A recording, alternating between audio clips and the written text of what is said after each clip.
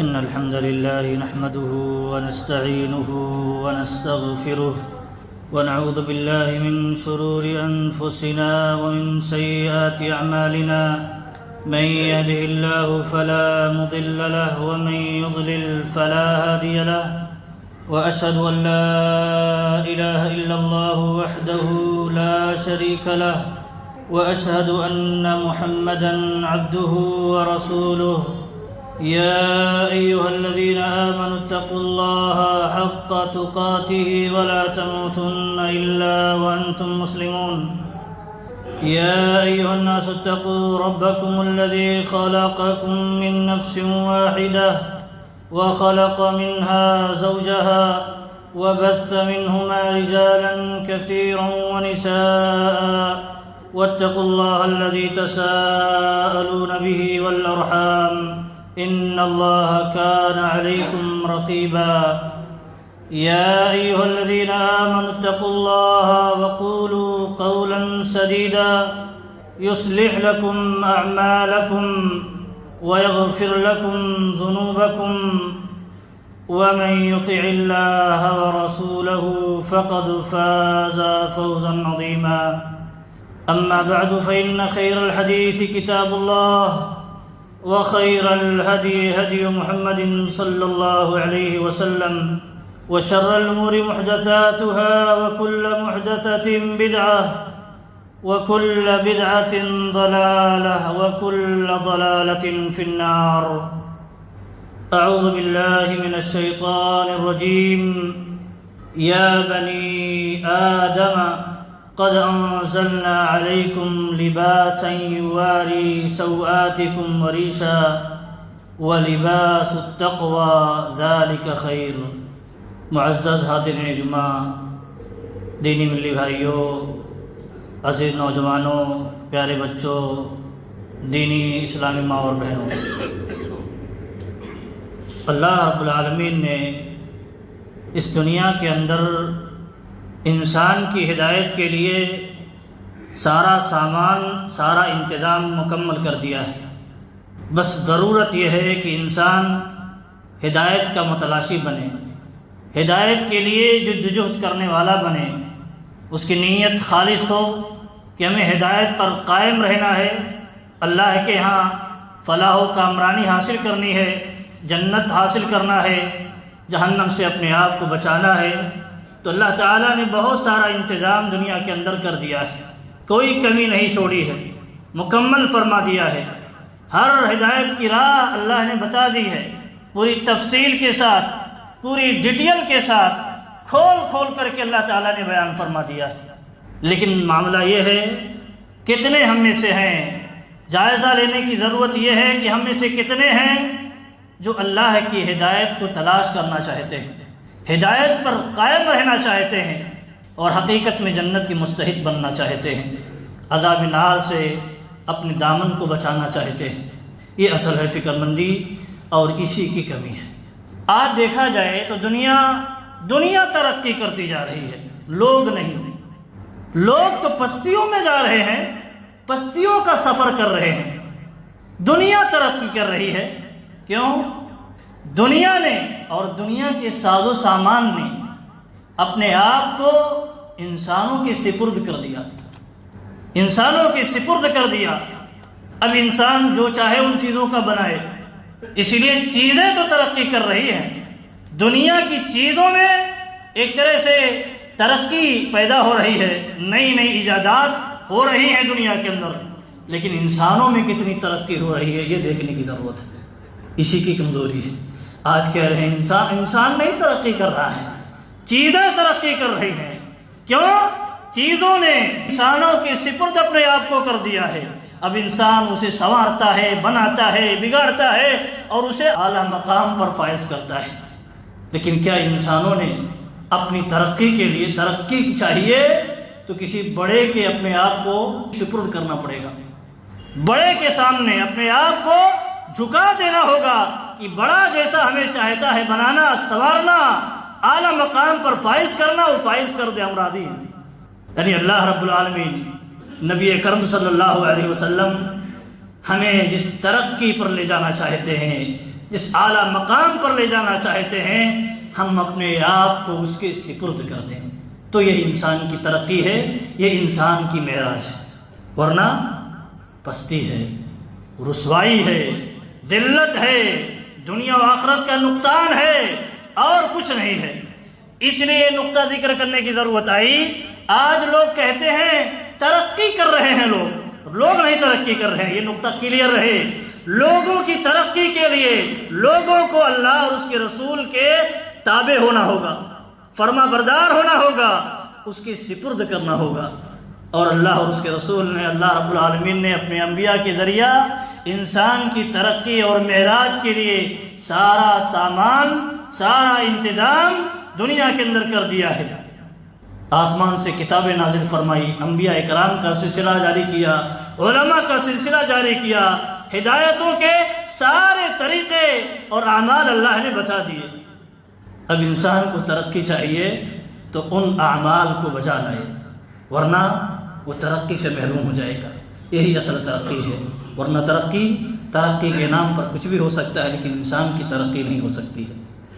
اللہ رب العالمین نے اسی پس منظر میں کہا، یا بنی آدم، اے بنو آدم، تمام آدم کی اولاد کو اللہ نے خطاب کیا ہے، مسلم ہو غیر مسلم سب کو مخاطب کیا ہے۔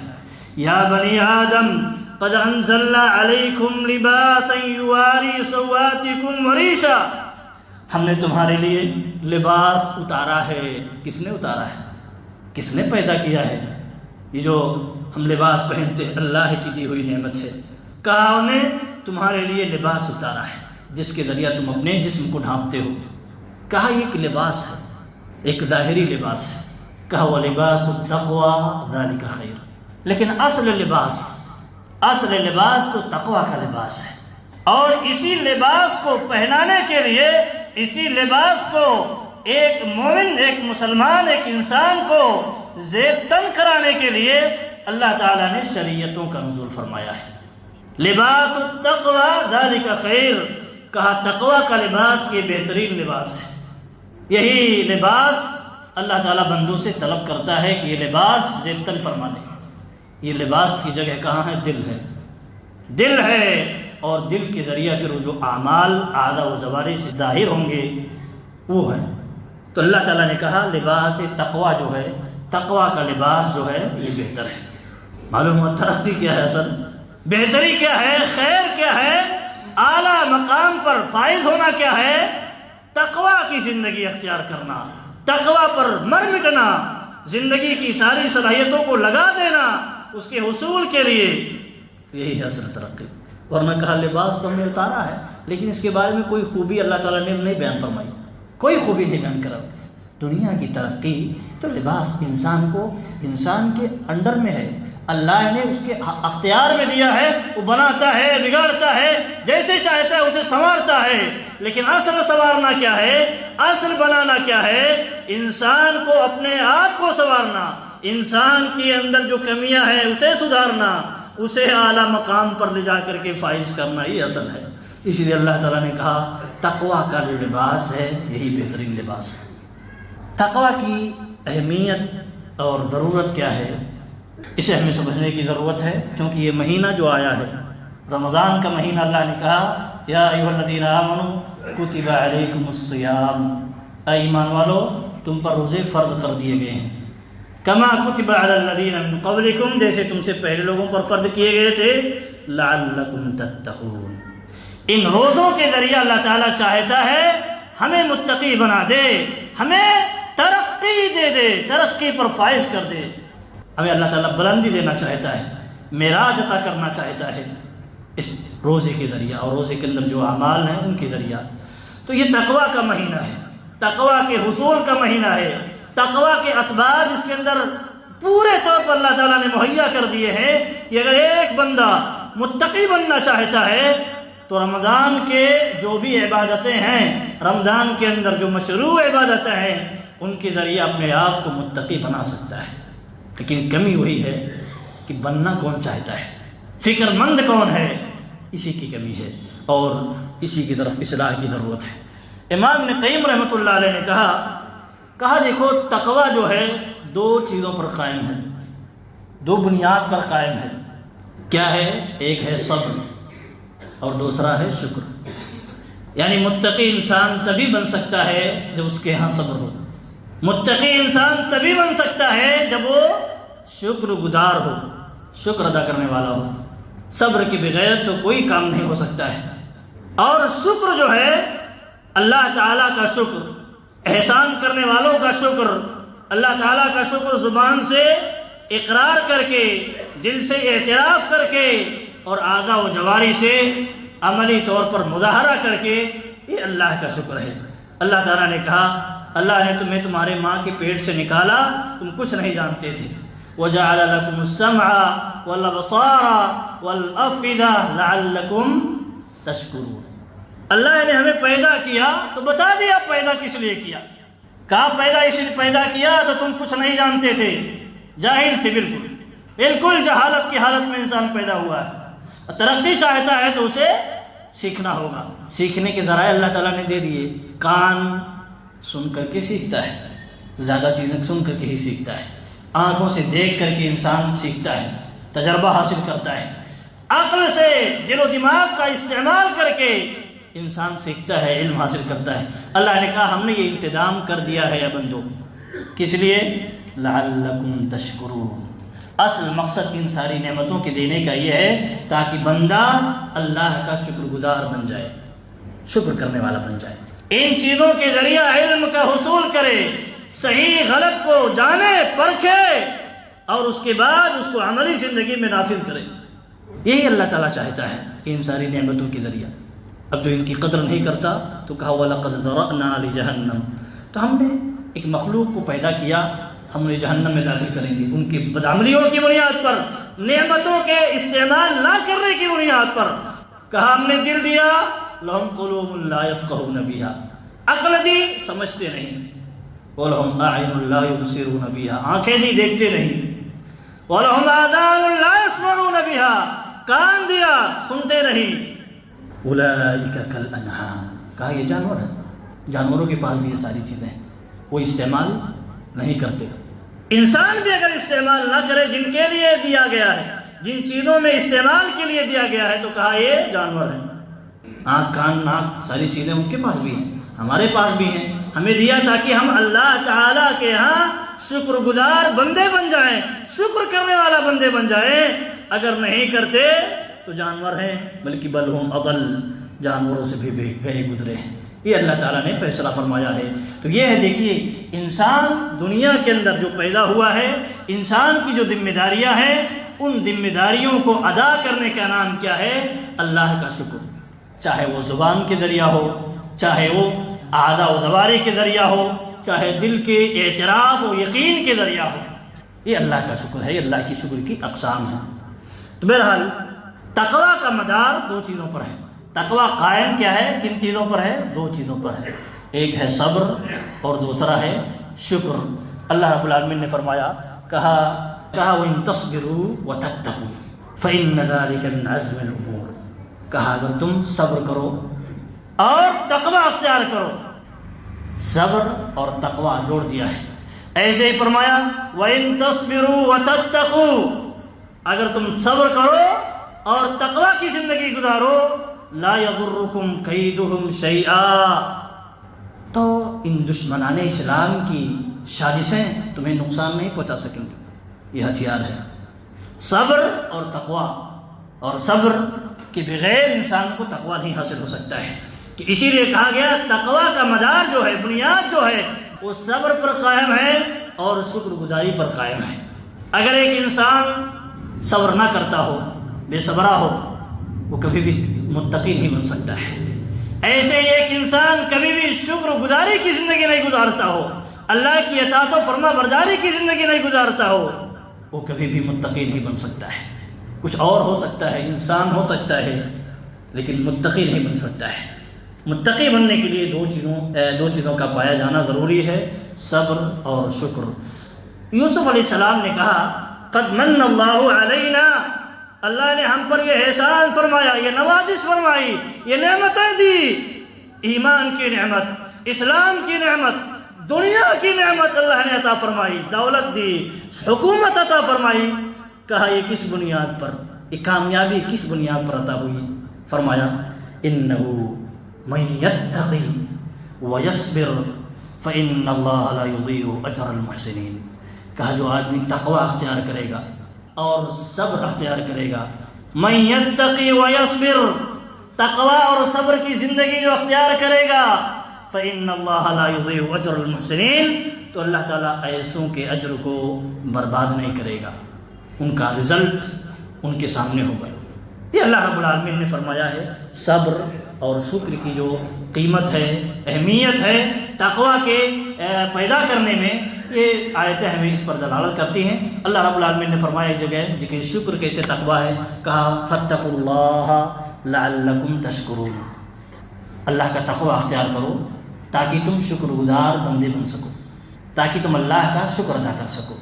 تقوی اور شکر اور تقوی اور صبر ایک دوسرے کو لازم ملزوم ہے، اس کے بغیر ایک دوسرے کا تصور ہی ممکن نہیں ہے.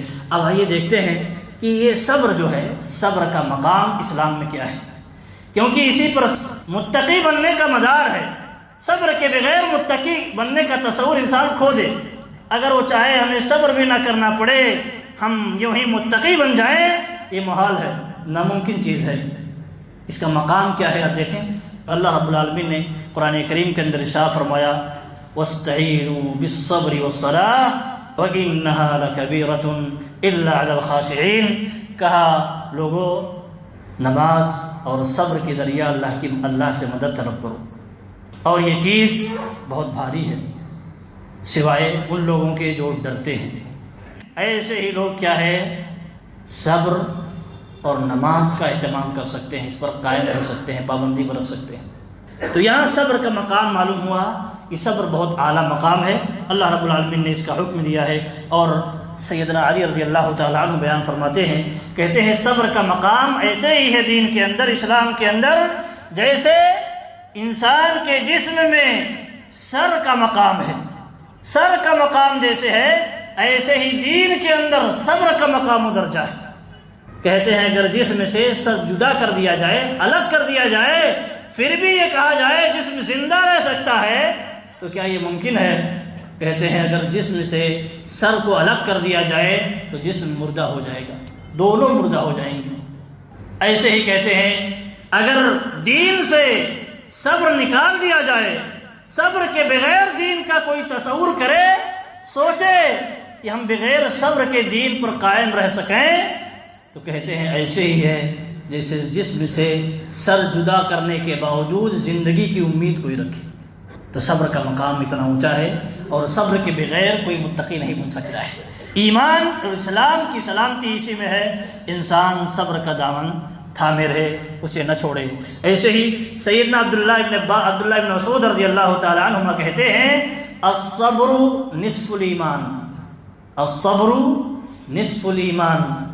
کہا یہ صبر کیا ہے؟ آدھا ایمان ہے، ایمان کا آدھا حصہ ہے. یہی تو علی رضی اللہ تعالیٰ عنہ نے کہا کہ دین کا دو حصہ ہے، ایک سر ہے اور ایک جسم ہے. صبر سر ہے اور پورا دین جو ہے وہ کیا ہے؟ وہ جسم ہے. جسم کو زندہ رکھنے کے لیے سر کا زندہ رکھنا ضروری ہے، دین کو زندہ رکھنے کے لیے اپنے اندر صبر کو زندہ رکھنا ضروری ہے، صبر کی زندگی ضروری ہے. تو یہاں عبداللہ بن مسعود رضی اللہ تعالیٰ عنہ بھی وہی بات کہتے ہیں کہ الصبر نصف الایمان، صبر یہ آدھا ایمان ہے، اس کے بغیر ایمان کا تصور نہیں ہے. اور حسن بصری رحمۃ اللہ علیہ کہتے ہیں واللہ لتصبرن او لتہلکن، اللہ کی قسم تم صبر کی زندگی اختیار کر لو، ولتہلکن، ورنہ تم ہلاک و برباد کر دیے جاؤ گے، ورنہ تم ہلاک و برباد کر دیے جاؤ گے. صبر کے بغیر کسی زندگی کا تصور نہیں ہے. ایسے ہی عمر بن الخطاب رضی اللہ تعالی عنہ کہتے ہیں اسلام کی نعمت پا کر کے اور اسلام کی نعمت پر خوش ہوتے ہوئے اعتراف کرتے ہیں، کہتے ہیں یہ نعمت ہمیں جو ملی ہے کس کی بنیاد پر ملی ہے؟ کہتے ہیں وجدنا خیر عیشنا بالصبر، ہمیں یہ جو شان و شوقت کی زندگی، یہ عزت و وقار کی زندگی نصیب ہوئی ہے، وہ صبر کی بنیاد پر نصیب ہوئی ہے. صبر کے بدلے میں نصیب ہوئی ہے۔ اگر ہم صبر نہ کیے ہوتے تو اسلام پر قائم ہی نہیں رہ سکتے، اور جب اسلام پر قائم نہیں رہ سکتے تو یہ وقار، یہ عزت، یہ بلندی کی زندگی ہمیں نصیب نہ ہوتی۔ بنیاد پر آ گئی، دیکھیے اسلام تو ہے، لیکن اسلام بھی ٹکے گا کس پر؟ اسلام بھی برقرار رہے گا کس بنیاد پر؟ صبر کی بنیاد پر۔ صبر کی موجودگی میں ہی اسلام برقرار رہ سکتا ہے، ورنہ اسلام ڈہ جائے گا۔ وجدنا خیر عیشنا بالصبر، بڑی پیاری بات کہتے ہیں، ہمیں یہ شان و شوقت کی زندگی عطا ہوئی ہے رب کی طرف سے، یوں ہی نہیں صبر کے بدلے میں عطا ہوئی ہے۔ اگر ہم بھی یہی زندگی چاہتے ہیں، یہ وقار، یہ ترقی، یہ اعلیٰ زندگی چاہتے ہیں، شان و شوقت کی زندگی چاہتے ہیں، تو ضروری ہے ہم بھی صبر کی زندگی اختیار کریں۔ اس کے بغیر ترقی کا، شان و شوقت کی زندگی کا تصور نہیں ہو سکتا ہے، کسی اور کو یہ چیز حاصل ہو جائے گی۔ ایسے ہی ایک اہم چیز یہ ہے، دیکھیے انسان دنیا کی بھی کوئی بھلائی اور آخرت کی کوئی بھی بھلائی صبر کے بغیر حاصل ہی نہیں کر سکتا ہے۔ اسی پر سارا مدار اللہ رب العالمین نے رکھ دیا ہے۔ اسی لیے آپ دیکھیں گے امام ابن تیمیہ رحمۃ اللہ علیہ کہتے ہیں، دیگر علماء، اللہ تعالیٰ نے نماز اور صبر کا تذکرہ، ایسے ہی تقوی اور صبر کا تذکرہ بہت کثرت سے اللہ تعالیٰ نے قرآن کریم کے اندر کیا ہے۔ آپ پڑھتے جائیں، دیکھتے جائیں کتنی جگہوں پر اللہ تعالیٰ نے ذکر کیا ہے، بنیاد کے طور پر ذکر کیا ہے۔ اگر آپ ایسا نہیں کریں گے تو پھر آپ اسلام پر، دین پر قائم نہیں رہ سکتے ہیں۔ اس لیے ضرورت ہے کہ اس کا اہتمام کیا جائے اور اس پر توجہ دی جائے۔ خصوصی طور پر عمر بن عبدالعزیز رحمۃ اللہ علیہ خلیفہ وقت ہیں اپنے زمانے کے، کیا کہتے ہیں، میمون ابن مہران ایک قاضی تھے ان کے زمانے میں، انہوں نے مقرر کیا تھا، عمر بن عبدالعزیز رحمۃ اللہ علیہ نے انہیں قاضی بنا کر کے جگہ پر مقرر کیا تھا، اور ایک ذمہ داری یہ تھی کہ آپ اس جگہ سے ٹیکس وصول کر کے حکومت کو بھیجیں، غیر مسلموں سے لے کر کے۔ وہ کہتے ہیں میرا استعفیٰ قبول کر لیجئے۔ عمر بن عبدالعزیز رحمۃ اللہ علیہ کے سامنے خط لکھتے ہیں، کہتے ہیں میرا استعفیٰ قبول کر لیجئے، کیوں؟ میں بوڑھا ہو گیا ہوں، کمزور ہو گیا ہوں، میرا استعفیٰ قبول کر لیجئے، کسی اور کو یہ ذمہ داری عطا کر دیجئے، سونپ دیجئے۔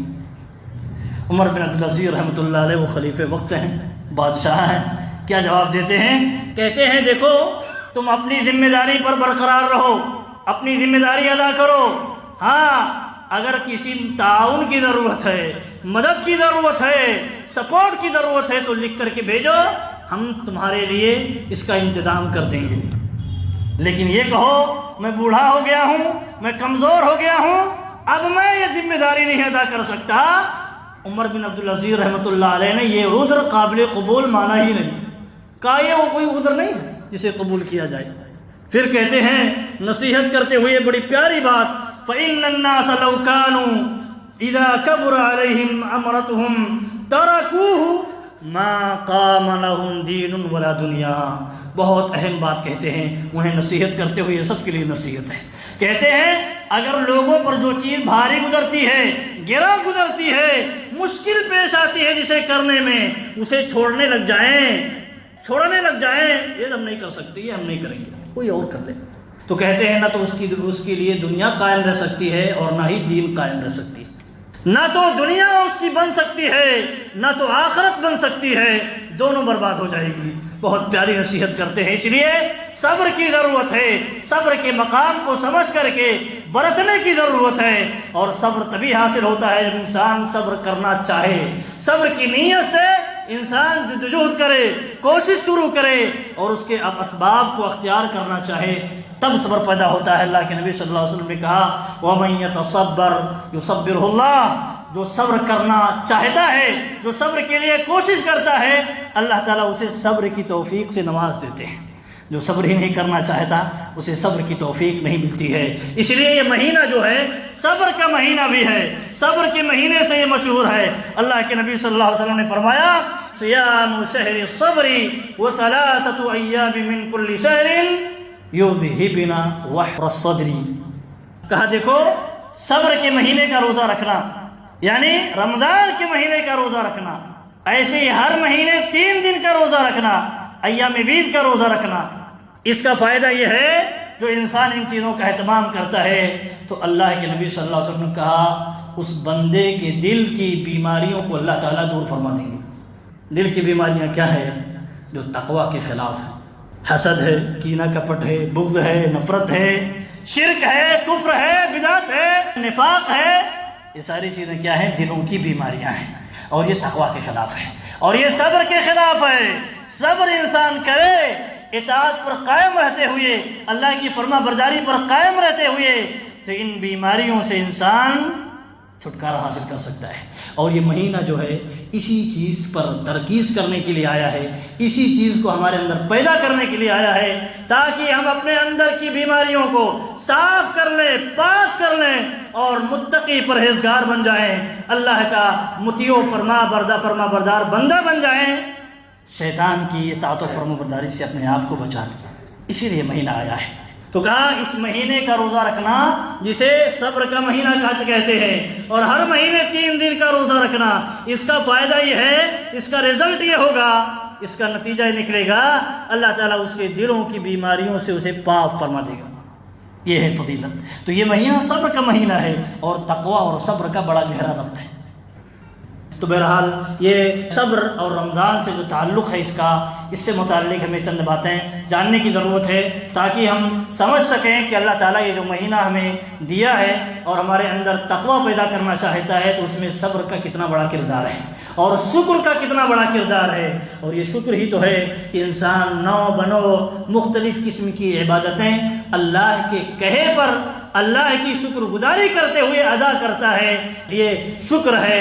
اور صبر یہی ہے کہ ان اعمال کو کرنے کے لیے جو کچھ مشکل درپیش آتی ہے اسے برداشت کرتا ہے، اسے اللہ کی رضا کے لیے سہ جاتا ہے، یہی ہے صبر۔ اور دونوں ایک دوسرے سے جڑی ہوئی ہیں، اس کے بغیر اسلام کا دین کا تصور نہیں ہے۔ آپ دیکھیں اللہ رب العالمین نے رمضان کے اندر ہر طرح کی چیزیں رکھ دی ہیں انسان تاکہ متقی بن جائے۔ پہلے یہ کہ یہ سراپا کیا ہے؟ صبر کا مہینہ ہے، اور صبر تقوی پیدا کرنے کے لیے صبر کی بہت بڑی ضرورت ہے۔ سراپا یہ صبر کا مہینہ ہے۔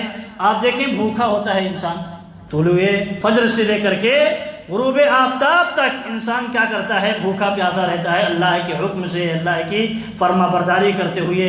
ایک حلال جو روزی اللہ تعالیٰ نے اس کے لیے جو لکھ دی ہے، رکھ دی ہے، اس کو بھی وہ حرام سمجھتا ہے، کیوں؟ اللہ نے حرام قرار دے دیا ہے۔ یہ ہے تقوی، حرام مانتا ہے، نہیں اختیار کرتا، نہیں استعمال کرتا، اللہ نے منع کیا۔ اس میں اعلیٰ درجے کا صبر پایا جاتا ہے، اعلیٰ درجے کا صبر پایا جاتا ہے۔ عام دنوں میں یہ چیزیں حلال ہیں، عام دنوں میں ان چیزوں کا استعمال بسا اوقات عبادت ہے، لیکن اس مہینے میں ان کا ترک کر دینا عبادت ہے، ان کو چھوڑ دینا اللہ کی خوشی کے لیے عبادت ہے۔ تو یہ ہے دیکھیے مقام۔ تو رمضان کے اندر جو صبر کا خصوصی پہلو رکھا گیا ہے، ٹریننگ کا، اہتمام کا، تو اسی لیے تاکہ بندہ متقی بن جائے، اور متقی بننے کے لیے اس کے اندر آسانی پیدا ہو جائے۔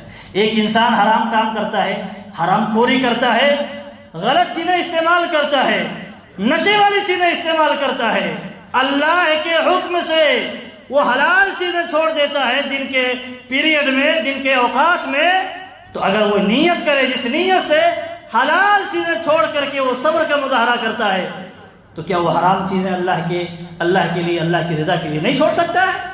چھوڑ سکتا ہے، لیکن چھوڑنے کی نیت تو کرے۔ اسی لیے جو روزے میں ایک بنیادی چیز ہے، من صام رمضان ایمانا واحتسابا، من قام رمضان ایمانا واحتسابا، یہ بہت بنیادی چیز ہے۔ وہ یہ ہے کہ انسان ایمان کے ساتھ، احتساب کے ساتھ، اجر کی امید رکھتے ہوئے، نیت کرتے ہوئے، اخلاص کے ساتھ روزہ رکھتا ہے، قیام اللیل کرتا ہے، اعتکاف کرتا ہے۔ ایسی صورت میں اللہ رب العالمین اس کے سارے گناہوں کو معاف فرما دیتے ہیں، یہ شرط ہے۔ تو یہی نیت کر کے انسان حرام چیزوں کو نہیں چھوڑ سکتا ہے، سود کو اور نشہ کو اور بھی بہت ساری چیزیں جو غلط استعمال کرتا ہے، جسے جو انسان کی زندگی میں داخل ہو گئی ہیں، کیا نہیں چھوڑ سکتا ہے؟ چھوڑ سکتا ہے، لیکن یہ عزم تو ہو، یہ پختہ ارادہ تو ہو، یہ ہمیں چھوڑنا ہے۔ اور جب وَمَن يَتَصَبَّرْ يُصَبِّرْهُ اللَّهُ، جب انسان اسے چھوڑنے کے لیے پختہ ارادہ کر لے، اللہ تعالیٰ اسے توفیق دے دے گا، اللہ تعالیٰ اسے توفیق دے دے گا، اس سے آزاد کر دے گا۔ تو یہ ہے انسان کی فکر، انسان کے اندر یہ صلاحیت پیدا ہونی چاہیے اور یہ نیت ہونی چاہیے۔ ایسے ہی آپ دیکھیں اللہ رب العالمین نے مومنوں کے اندر اخلاقی معیار کو بھی بلند کرنا چاہا ہے۔ اور رمضان کیا ہے اور تقویٰ کیا ہے؟ تقویٰ عبادت ایمانیات پر مشتمل ہے، ایمان کو درست کرنا چاہتا ہے، اسی لیے جگہ جگہ ہے من صام رمضان، من قام رمضان، من قام لیلۃ القدر، بہت ساری چیزیں ہیں۔ ایمان ذکر کیا گیا ہے، ایمان کی اصلاح اور نیتوں کی اصلاح۔ نیت کیا ہے؟ اللہ سے اجر پانے اور اللہ سے کامیابی پانے کی امید، ثواب پانے کی امید، اسی پر توجہ دلائی گئی ہے۔ ایمان درست کرے، تقویٰ نام ہے ایمان کی درستگی کا، تقویٰ نام ہے عبادتوں کا، تقویٰ نام ہے اخلاق کے درست کرنے کا۔ یہ تینوں چیزیں جو ہیں یہ مل کر کے تقویٰ بنتی ہیں۔ کسی ایک کے اندر کمی ہو تو بہرحال تقویٰ کے اندر خلل پیدا ہو جائے گی۔ ایمان میں کمی ہے تو تقویٰ کا تصور ہی نہیں ہو سکتا ہے، ایمان نہیں ہے تو متقی نہیں ہو سکتا ہے۔ ایک کافر چاہے اتنا نیک کام کرے وہ متقی نہیں ہو سکتا ہے۔ اچھا آدمی دنیا کی نظروں میں ہو سکتا ہے لیکن متقی نہیں بن سکتا ہے۔ ایسے ہی تقویٰ کے لیے ضروری ہے سب سے پہلے ایمان، تقویٰ کے لیے ضروری ہے اعمال صالحہ کا انجام دینا۔ اسی لیے اللہ رب العالمین نے فرمایا، جہاں متقیوں کی صفت بیان فرمائی ہے، کہا کہ الذین یؤمنون بالغیب، غیب پر ایمان رکھتے ہیں، ایمان مضبوط ہوتا ہے ان کا۔ اور کیا کرتے ہیں؟ ویقیمون الصلاۃ، نماز کی ادائیگی کرتے ہیں، عبادتوں کا اہتمام کرتے ہیں۔ متقی عبادت کا اہتمام کرتا ہے۔ وَمِمَّا رَزَقْنَاهُمْ يُنْفِقُونَ، ہم نے جو روزی دی ہے خرچ کرتے ہیں۔ خرچ کرنا بھی مومن کی پہچان ہے۔ جو خرچ نہیں کرتا اس کے ایمان میں، اس کے تقویٰ میں خلل ہے، کمزوری ہے۔ فرمایا وَالَّذِينَ يُؤْمِنُونَ بِمَا أُنزِلَ إِلَيْكَ وَمَا أُنزِلَ مِن قَبْلِكَ وَبِالْآخِرَةِ هُمْ يُوقِنُونَ، اور وہ یقین کے درجے کو پہنچے ہوئے ہوتے ہیں، یقین کے درجے کو پہنچے ہوئے ہوتے ہیں۔ اللہ رب العالمین نے کہا ایسے ہی لوگ ہدایت پر ہیں اور ایسے ہی لوگ کامیاب ہونے والے ہیں۔ یہ ہے اللہ رب العالمین کے ہاں تقویٰ کی صفت، متقیوں کی پہچان۔ تو بہرحال اسے ہمیں اختیار کرنے کی ضرورت ہے۔ اور یہ جو ذکر کیا گیا کہ تقویٰ نام ہے اخلاق سنوارنے کا بھی، تو یہ مہینہ بھی اخلاق سنوارتا ہے، اخلاق کو بہتر کرتا ہے۔ اللہ کے نبی صلی اللہ علیہ وسلم نے کہا جب دیکھو تمہارا روزے کا دن ہو تو تم کیا کرو، تو تم گالی گلوچ مت دو، برے کام مت کرو، گناہ کے کام مت کرو، چھوڑ دو، چیخو پکار مت مچاؤ، لڑائی جھگڑے مت کرو۔ اور اگر تم سے کوئی لڑنے پر آمادہ ہو، تمہیں گالی دینے پر آمادہ ہو، گالی دے رہا ہو، تو تم اس سے بس اتنا کہہ دو میں روزے سے ہوں، میں روزے سے ہوں۔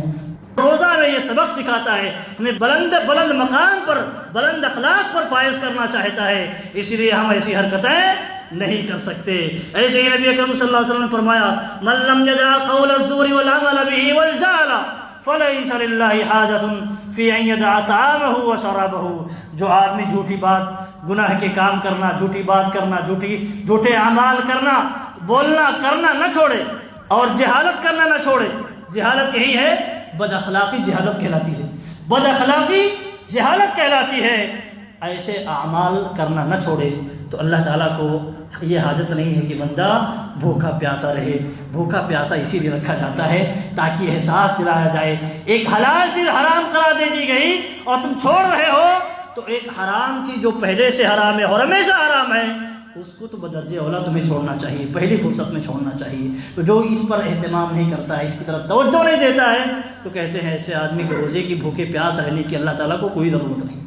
ایسے ہی صحابی رسول بیان کرتے ہیں اگر آپ روزہ رکھو تو روزہ میں تمہارا کان بھی روزہ رکھے، تمہاری آنکھیں بھی روزہ رکھیں، غلط چیزیں نہ سنیں، غلط چیزیں نہ دیکھیں۔ ایسے ہی تمہاری زبان جو ہے بدزبانی نہ کرے، جھوٹ نہ بولے، بد اخلاقی نہ کرے۔ ایسے ہی تم غلط کام، حرام کے کاموں کا ارتکاب نہ کرو، تمہارے اعضاء و جوارح حرام کام سے رک جائیں، روزہ رکھ لیں۔ اور فرمایا ودع اذى الجار، پڑوسیوں کو تکلیف دینے سے بچ جاؤ۔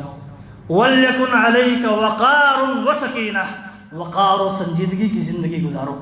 وقار ہونا چاہیے، سنجیدگی ہونا چاہیے، چھچوراپن نہیں ہونا چاہیے۔ یہ وقار کے خلاف ہے، روزے کے خلاف ہے، ایک بلند مومن کے خلاف ہے۔ تو جابر بن عبداللہ رضی اللہ عنہ کہتے ہیں کہ وَلَا تَجْعَلْ يَوْمَ صَوْمِكَ وَفِطْرِكَ سَوَاءً، یاد رکھو روزے کا مہینہ جو ہے اور غیر روزے کا جو مہینہ ہے، ان دونوں کو ایک جیسا مت بنا دیا کرو، ایک جیسا مت بنا دیا کرو، جیسے اس میں بھی اہتمام نہیں کرتے اس میں بھی کوئی اہتمام نہیں ہے، ایسا نہیں ہونا چاہیے، بلکہ یہ روزہ چاہتا ہے بلند اخلاق پر مومن کو فائز کر دے، اور بلند اخلاق میں سے آتا ہے، دیکھیے اللہ رب العالمین نے فرمایا والکاظمین الغیظ والعافین عن الناس، غصے کو پی جانے والا، غصے کو، متقیوں کی صفات بیان کی ہے، کہا یہ غصے کو پی جاتے ہیں اور لوگوں کے جہالت کو درگزر کر دیتے ہیں، معاف کر دیتے ہیں، اور فرمایا اعدلوا هو اقرب للتقوی، انصاف سے کام لو، یہ تقوی کے زیادہ قریب ہے، یہ تقوی کے اعمال میں سے ایک انصاف کا دامن تھامے رہو، انصاف پر قائم رہو، واتقوا اللہ، اللہ سے ڈرتے رہو۔ تو یہ ہے دیکھیے تقوی کے اعمال جن کو تقوی کہا جاتا ہے اور جن کی بنیاد پر تقوی قائم ہوتا ہے، تقوی کا تصور ہوتا ہے، تو ایمان ہے سب سے پہلے، اور اس کے بعد کیا ہے؟ عبادتیں، جتنی بھی قسم کی مشروع ہیں دین کے اندر، اگر واجب ہے تو واجب سمجھ کر کے کیا جائے، مستحب ہے تو حتی الامکان کوشش بھر کیا جائے، اور ایسے ہی اخلاق کو سنوارنا، اخلاق کو سنوارنا بھی کیا ہے؟ یہ تقوی میں داخل ہے، اور جو ان چیزوں کے خلاف ہے وہ بہرحال تقوی نہیں ہے۔ تقوی کی ایک پہچان یہ ہے کہ انسان کو جب کہا جائے اللہ سے ڈر جا، فلاں کام کا اللہ نے حکم دیا ہے تو کرنے لگ جائے، فلاں کام سے اللہ نے منع کیا ہے رک جائے، تقوی کی نشانی ہے۔ اس کے خلاف اگر کسی کو کہا جائے فلاں کام کرو، اللہ نے کہا ہے، اللہ کے رسول نے بتایا ہے، اور اگر وہ نہ کرے تو کہتے ہیں یہ تقوی کے خلاف چلنے والوں کی نشانی ہے۔ فرمایا اللہ رب العالمین نے وَإِذَا قِيلَ لَهُ اتَّقِ اللَّهِ، جب ان منافقوں سے کہا جاتا ہے اللہ سے ڈرو، أَخَذَتْهُ الْعِزَّةُ بِالْإِثْمِ فَحَسْبُهُ جَهَنَّمُ وَلَبِئْسَ الْمِهَادُ، تو ان کا تکبر، غرور گناہ پر مزید آمادہ کر دیتا ہے۔ کہا جاتا ہے اللہ سے ڈر جا، ایسے فساد کے کام مت کر، ویسے گناہ کے کام مت کر، پھر بھی کیا کرتا ہے؟ اور زیادہ تکبر غرور میں آ جاتا ہے، اور وہ سارے کام پھر سے کرنا شروع کر دیتا ہے، مزید بڑھ جاتا ہے۔ تو یہ تقوی کے خلاف ہے۔ تقوی کی نشانی یہ ہے کہ جب کہا جائے تو کرنے لگ جائے، جب منع کیا جائے تو اپنے آپ کو روک لے، اور اس کے پیچھے کس چیز کی ضرورت ہے؟ صبر کی ضرورت ہے اور شکر کی ضرورت ہے، تب جا کر کے یہ چیز بندے کے اندر پیدا ہو سکتی ہے۔ صبر پیدا ہوگا اور شکر پیدا ہوگا تو بندہ متقی آسانی سے بن سکتا ہے۔ اگر یہ چیزیں نہیں ہیں تو بہرحال متقی بننے کا تصور انسان کے ہاں پیدا نہیں ہو سکتا ہے، متقی نہیں بن سکتا ہے۔ اس لیے نیتوں کی اصلاح ضروری ہے، یہ سوچ ضروری ہے، یہ اپنے اندر تصور ضروری ہے، لالچ اور حرص ضروری ہے کہ ہم کیا واقعی متقی بننا چاہتے ہیں۔ اگر متقی بننا چاہتے ہیں تو ان سارے اعمال کو اپنے اندر پیدا کرنے کی ضرورت ہے۔ متقی بننے کے لیے، متقی بننے کی کوشش کے لیے اللہ تعالیٰ سے دعا ہے کہ اللہ تعالیٰ ہمیں متقی بنائے، پرہیزگار بنائے، اور تقوی کی زندگی گزارنے والا بنائے، صبر اور شکر کا دامن تھامے رکھنے والا بنائے، جب تک دنیا کے اندر زندہ رہیں ایمان پر، اسلام پر، اور جب ہماری وفات ہو تو اسلام پر، ایمان پر۔ آمین وآخر دعوانا الحمد للہ رب العالمین۔